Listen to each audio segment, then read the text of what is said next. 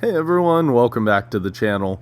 Here we are 2 weeks out from Powerlifting America Nationals at this point, and the week leading into 2 weeks out is always a special week because it is the heaviest point in training for, generally speaking, all of my lifts.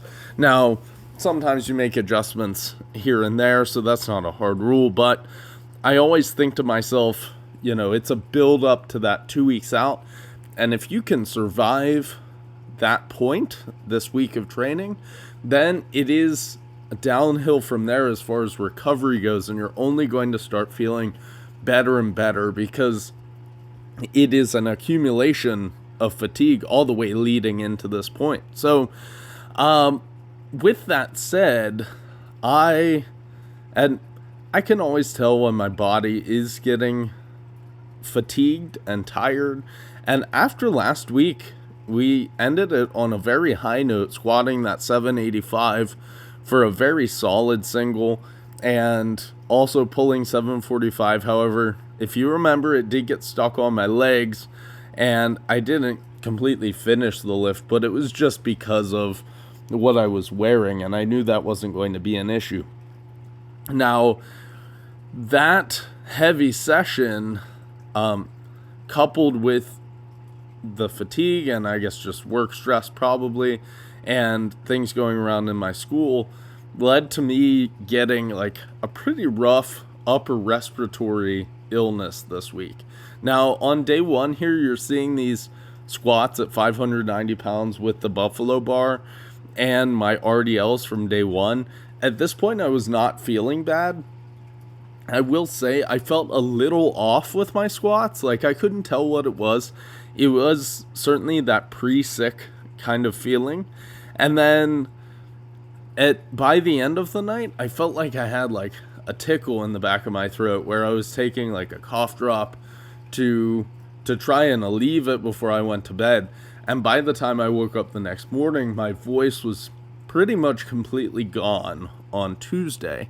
Now, my voice and a sore throat was about the extent of it on Tuesday. And then Wednesday and Thursday, I just had like this explosion of runny nose and respiratory issues, a thick cough that led throughout the week. So I was kind of worried about how the end of the week was going to go, and I'm always open to adjustments. With that said, also on day 2, so you'll notice this benching is not my normal benching.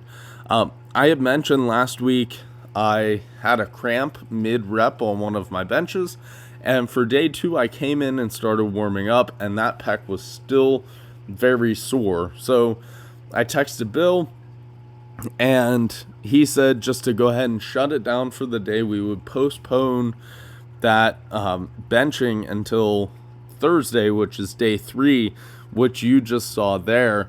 Now, I did find that the settling on the pins for pin bench press was actually aggravating my pec. Like, that's what destabilized it to begin with. So whenever I came back on Thursday, I did do more of like a Spoto press so that I didn't have that extra variable, and I kept it light. I stuck with 355 pounds just not to push it. And then I did get my double pause deadlifts in, as you saw there.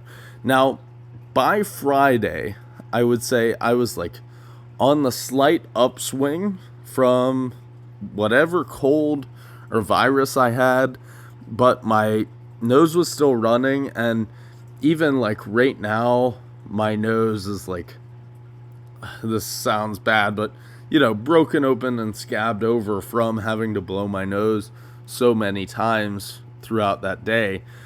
I was very diligent on getting calories in and hydrating, but I was just certainly very sore, and I wasn't sure if we were going to have to reel it back in for Saturday, but I still went in, and kind of the game plan was I was just going to hit my warm-up. So what was programmed was a 795 pound squat, and ultimately I just take them one at a time and see how I was feeling.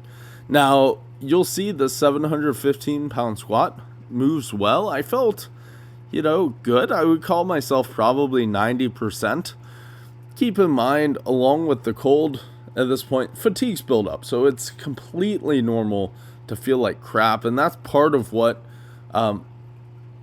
getting through this 2-week out period, why it's such a big deal. So I did grab some spotters for this 760 pound squat, and kind of going in, I was like, this has to move really well for me to move up, just based on how I was feeling.